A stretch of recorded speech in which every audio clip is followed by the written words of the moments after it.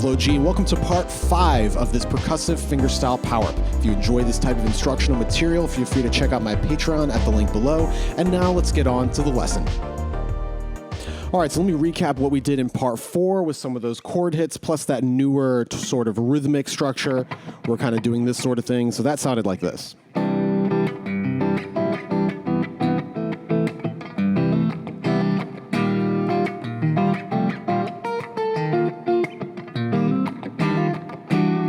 That is where we're going to be starting today, part 5, on this chord right here. So we just came from part 4, we just came from this. That was like an E flat major 7 with an open G. So E flat, G, open G, D, hammering onto F right there. Just like that. Now we're starting part 5 with this chord, with these two little strum hits, right? So it's like if you're thinking about, beat-wise, that's the first downbeat and then the final 16th note of that beat on the upstroke, like that. So the chord that's happening right here, this is E minor with a 1, flat 3, flat 7, and 2. So kind of like a minor with a 2, minor 7 with a 2, or minor 9 if you want to call it what most people call it. So that's the chord, right? Then from here, we're doing another kind of 3-note little chord hit like we did down here, if you remember this. Right? It's like 2 notes on the bottom and then the full chord hit. That's what we're doing here. Just like that. Except it's only 4 notes, so you can keep it thumb, pointer, and then middle ring. Just like that. So one more time. And that percussion hit is happening there as well. That's on the normal beats that the percussions are happening. Right? It's on beat 2. So those little hits are happening on the rest of the 16th notes of that beat. So this is beat 2, and then the very next 3 16th notes right there. So then another little percussion hit, not necessarily a percussion hit, more of like a dead note like we talked about last time. And then we're just filling in the in-between gaps with some little chord hits. So this is that technique that we talked about last time, where we're picking on the in-between parts of the beat, the in-between 16th notes, while doing these little subtle dead notes on the beats, the numbers, and the ands, I should say. And all we're doing right here to get that extra little note, we're taking the pinky, moving it up a fret, just like that. And then, and also I'm not really using thumb right there, I'm just using the 3 fingers. Excuse me. Just like that. I suppose you can do the thumb if you want. Yeah, you can do that if you want to add in that bass note. After that, so chord hit with the strum. Now we jump to the next chord, and this is where we start sort of like a samba type rhythm that we're going to play here and at the end of this part. And the feel is this. We're not going to do it for that long. It's just for a couple chord hits. But the feel is this. It's like fingers on the last 16th note of the previous beat, thumb on the downbeat, fingers again, dead. And it's over and over again like that. So you can think about it like this. I think about it starting on the fingers, but maybe it's easier to start on the downbeat. So that's thumb, fingers, hit, fingers, like that. Very common, very simple kind of samba pattern. You can just run chords like that if you want. Whatever you want to do. It's a really common phrase. Again, that's thumb, fingers, hit, fingers. That's sort of what's going on right here during this moment. So there's that part. Fingers, thumb, then fingers, then dead hit, right? And the chord that's going on right here, because we have changed chords, we're coming from that E minor, now we're here, and this is like a D sort of suspended-ish. We have D, G, C, and then F sharp, so that's like 1, 4, flat 7, 3 of D, and we're just doing that, and then eventually we do lift the pinky, so we're just playing this chord at that moment where we lift the pinky, so with the strum. And then the next chord hit is we move back a fret, and we play the full chord here, still 4 middle strings. That's C sharp, F sharp, B, E. It's like a stacked 4th C sharp chord. You can call it like minor 11, minor with a 4. It doesn't really matter, it's just stacked 4ths. So let me play up to there. Right, so that's actually the downbeat. That thumb hit right there is the downbeat. So I'm getting into this chord at the last 16th note before the downbeat. So I'm actually playing the chord before that downbeat. So this little chord hit, and then I add in the bass note. So if I just play that part over and over again, you can listen to it rhythmically. So the thumb hits are the strong beats, the downbeats, and the fingers are the in-betweens. Again, with those percussion hits where they usually land. So let me play all of that one more time, because I know it's hard to talk concretely about some of these rhythmic things without it sounding like gibberish. So I'm just going to play it a bunch of times in a row, and you can kind of rhythmically get it in your head. Sounds like this.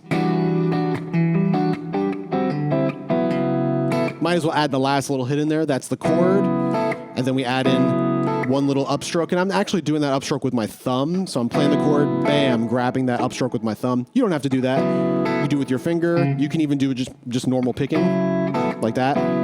Whatever's comfortable. That's the same rhythm as the beginning, right? Ba-da, ba-da, same exact rhythm. So let me play that whole thing a bunch of times so you can rhythmically digest it. Sounds like this. Again, 3, 4. Again, 3, 4. So that's the feel. Once you get that comfortable, you know, it'll flow really well. It's a very natural feeling part once you get it. In the beginning, if you're not used to it, it might feel odd, but once you get it down, it's not too bad. Now we do a couple little hits with this chord with a melody, and I'll just play the exact part in time so you can hear what it sounds like. Okay, so these, you know, quick little chord stabs, and I'm also playing, with this first chord at least, I'm playing all 5 strings. So you don't necessarily have to do that, but if you want to, that's thumb, pointer, middle, ring, pinky, like that. It's still that same like stacked 4th chord that we just ended with. By the way, that little upstroke that I added, I think I forgot to mention, I am adding the A right here on the top. So my ring finger is sneaking in there to play that A. So this is a straight stacked 4th chord. C sharp, F sharp, B, E, A. Straight stacked 4ths for 5 strings worth. So we play that little hit. Now we play this. Same chord, I'm just moving that top note up to B, then back to the A. So you should hear the top note, little melody. Then from there, do again a little percussion hit as usual. Then we end up with this chord. It's a tricky chord to get to because it's sort of an odd fingering, but you know, it sounds cool once you get it. This is like B7, 1, 5, flat 7, 3, normal B7 with G on top. So that G acts as like a sharp 5 or a flat 6, however you want to call it. I'm actually not really even thinking about the chord. I'm just thinking about the chord with the continuation of the melody in my mind. So the melody is, that's the melody I'm hearing. So I'm just putting that note on top of the progression. So here it is on top of the first chord. Here it is on top of the next one. And then we continue here. So you can hear that melody. So just as a background, if I'm building this chord, I'm not thinking I'm going to play B7 with a sharp 5. That's not what I'm thinking. I'm thinking I want a B7 and I want this note in there because that's my melody. That's the continuation of the melody. I could care less what that note is over the chord. I mean, yeah, it's kind of nice to know what it is, but as long as I know this is the chord I want and that's my melody, I'll just put it in there and not really think anything else. Just make sure the chord and the melody work. So yeah, that part one more time. Like that. So a quick little chord hit, little stab of this one, and then we're on to the next chord, which we'll talk about here in a second, just to give you a heads up. This is like C, like C major sharp 4 kind of thing. So I'm playing C. I think I'm actually playing the open D. I think I am. So C, D, G, D, F sharp. So that's like 1, 2, 5, 2, sharp 4. Kind of a cool chord, right? It's really the sharp 4. That's the main sound that comes from this chord. That's like the naturally occurring note over a 4 chord, which is what this chord is in this key. So you can do that. Like that. I'll do it again. Again. You can also hear a little dead note in between this B7 and the final C chord. It's not a full percussion. It's just a little dead note, right? And that's kind of nice to keep that B7 real short and real kind of stabby, right? Adds a little bit of that dead note quality. So you can do that, but what I'm doing in this video is slightly different, and I don't know if it's better. It's just kind of challenging, so I wanted to try it. And that's filling all of the space between these chords with dead notes. So I think I end up doing something like this,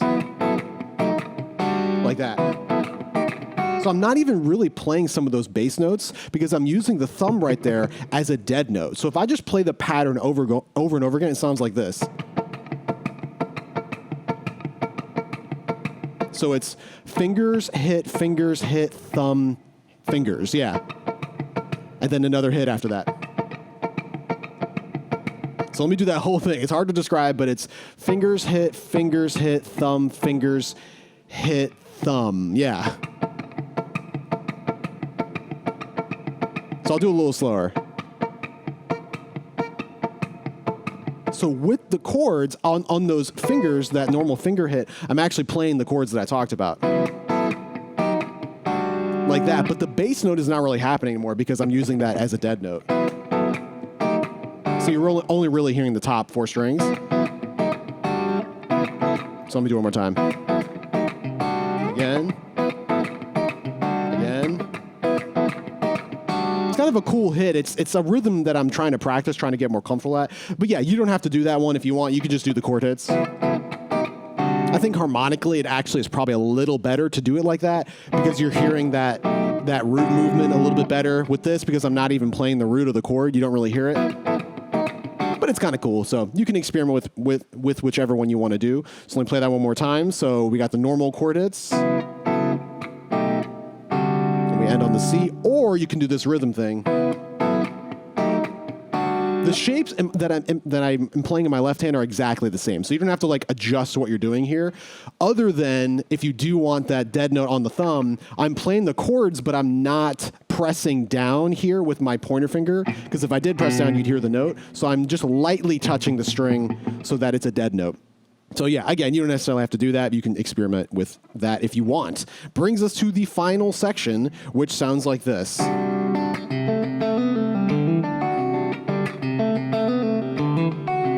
Fortunately, this section is a lot more straightforward than what we just went through. So what's happening right here? We've got this chord hit, and we play all 4 strings. Then we hit the B string by itself to continue the melody. So you should hear this for your melody, like that. And this is the same rhythm if you remember what we were doing earlier, right? That's how we started. That ba-da, same thing, ba-da. Just now doing it with pick and fingers, or not with pick and fingers, just with fingers. So with here, I am personally playing all 5 strings, unless I'm doing the dead note thing, in which I'm only playing the bottom 4. So it's up to you. What strings you play doesn't really matter as long as you're really hearing the melody. That's the most important thing, and a couple of the other strings to fill it out, but the melody's the main thing. So once we're there, a little percussion hit like that. Now we're doing this kind of back and forth between the bass note and the G string. So we have this, right? So that's thumb, finger, and then a little hammer on right there. So I'm playing C, A, hammering onto B. And then pulling off like that. So that's A, B, A, G. And that's all just hammer-ons, pull-offs right there. Excuse me. Just like that. I would just practice that by itself. I am digging into that A right before the hammer-on just because it sounds cool. Like that. And maybe playing the notes before a little lighter. Just for some dynamic variation. After that comes a little tricky part. So we are simply doing this, open D string, hammering on to the E, and then playing the B string note that we're already playing, the D, and then the F sharp again with the pointer finger, just to repeat the whole part. But the tricky thing here,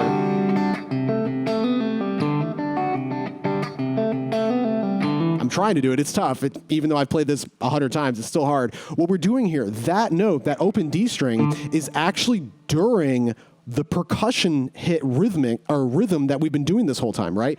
So that percussion is always on 2 and 4, like that. That open D string is during one of those beats. So what I'm trying to do here is I'm trying to pick that open string while doing a dead note, or a percussion hit, I should say. So I'm doing it with my pointer finger while also hitting the strings with my thumb, like this. I don't get it every time, but I'm really striving to get that sound because it is a very cool sound once you get it comfortable. So that's what's happening right there. I'll play the whole thing. Like that. So you're still hearing my thumb hit the strings for that percussion effect, but you're also hearing the open D string to continue the melody. And then we play that. And then we do a slight little adjustment of the rhythm, but it's the same sort of stuff we were doing before. After we play this melody, That's on the last 16th note of the previous beats. Then we play the thumb on that downbeat, and then we do that simple fingers, dead fingers. So that sort of sound. Again. That's the feel right there. And then that's the general feel for the rest of this part as we repeat it. So I'll play the whole thing.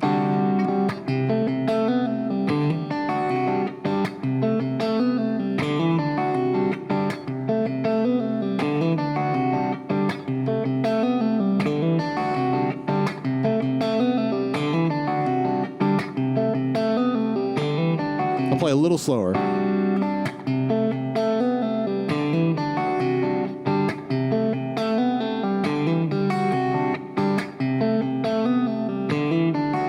Etc. This part's one of the trickier parts, just for that, trying to do that dead note with that open string is always a little tricky. So that's the part. We do that 3 times in a row, and then at the 4th time, we end it slightly differently. So it sounds like this. First time, 2nd time, 3rd time. Watch this. Now we move on to a different part. So at that hammer-on open D string with the percussion hit, like that, we've been going like this, D, F sharp, but now we're going same open D string hammering onto E, except now we're open B string hammering onto D sharp right there, and that brings us back to that B7, and now I'm playing a B7, kind of walking up like I did in the intro, like that feel, bum, same thing here, bum, just like that. But the chord is B, F sharp, open, G, and then D sharp. So that's like B's 1, 5, sharp 5, and then normal 3 or flat 6, however you want to call it, that open G string. Really cool voicing, it's one of my favorites. It's actually the same chord as this that we were doing earlier, that odd B7 with the melody on top. I'm just now playing that note as the open G string, right?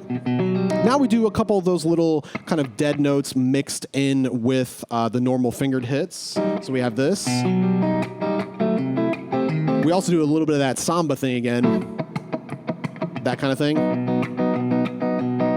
That's happening with a couple of these chords. So let's do that from the open B string. Bam, that's our downbeat right there, that thumb hit. Up 4 strings, dead hit.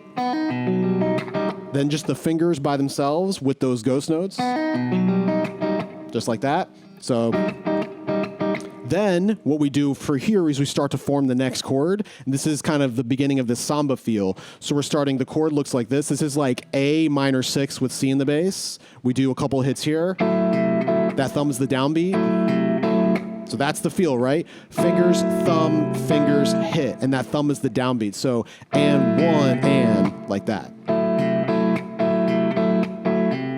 We do a 1 hit of that there. Then we simply take the same exact chord, move it up 3 frets, and do the same thing there. This is like C minor 6, which takes us back to, finally, the very beginning of the track. So I'm going to play that last little part.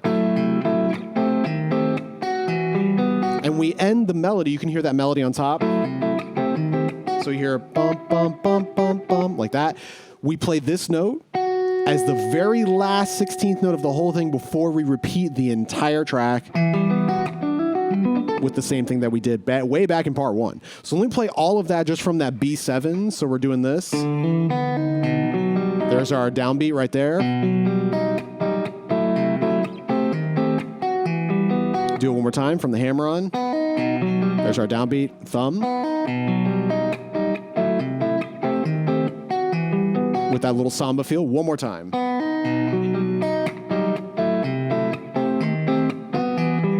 Just like that. I highly recommend when you're doing all this stuff, you probably noticed me doing it, I'm kind of like slowly nodding my head as I'm doing it. It's so important to feel this part rhythmically. If you're just practicing this by yourself and you don't have time going on, whether it's a metronome, the track, or just your own time in your head, not in your head, it's very difficult to feel what this stuff is supposed to feel like, right? So as I describe things like, yeah, fingers on a finger hit, then a dead note hit or whatever.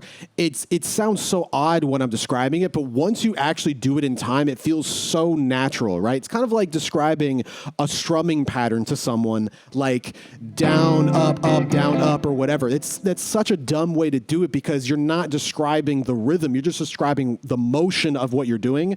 The way to feel the rhythm whenever you're doing anything like this, you have to have internal time or play with a track or play with a metronome or whatever. So the best way to do it is just nod your head and have the pulse going inside of your own brain so that when you play this stuff, it feels right. This stuff will feel so natural and so comfortable, but it won't if you don't have that time. You don't have that pulse reference. So always do this stuff, like that samba thing I was doing earlier.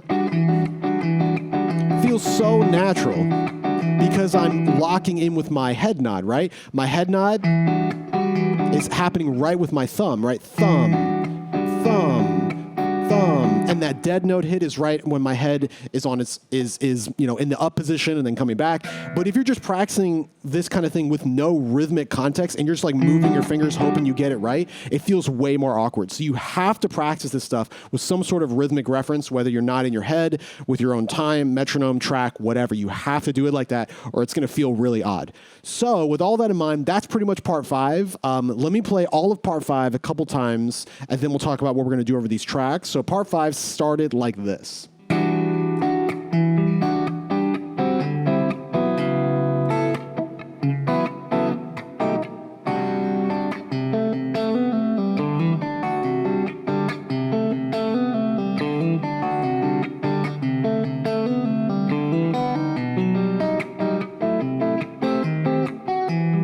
And then we're back to the beginning. So how we're going to play that, we're going to end part 5 with just this chord hit here, and then we're going to restart the whole thing. So that'll sound like this. Ending. Again.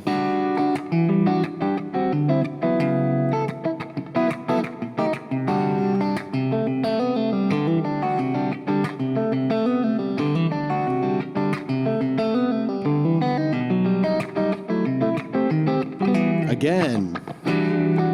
So it's going to end just like that. So you got to you got to finish that last chord hit, get right back to the normal E minor with the 2, strum it, and continue. So that's going to be track 1, again, 75, 85, 95. The second track we're going to play is going to be part 4 into part 5, and that's kind of this whole second half of this power up. So that sounds like this. I'll play that whole thing.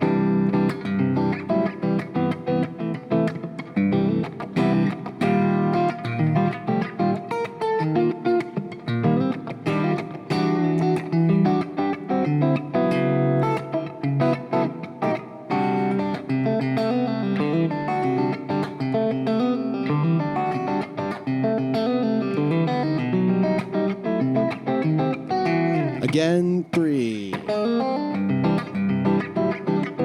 Number 4, the part 4 comes in, with that pickup. So make sure when you're practicing that second track, you're doing the pickup into part 4 and then right into part 5. And we're going to play that 80, 90 to 100. So that's pretty much the whole second half of this power up. That wraps up the whole thing. Practice this stuff, get it down, come back to this part of the video and run it over these tracks. And we got one more video where we'll play the entire thing. So hopefully you're ready. Let's get on to these tracks.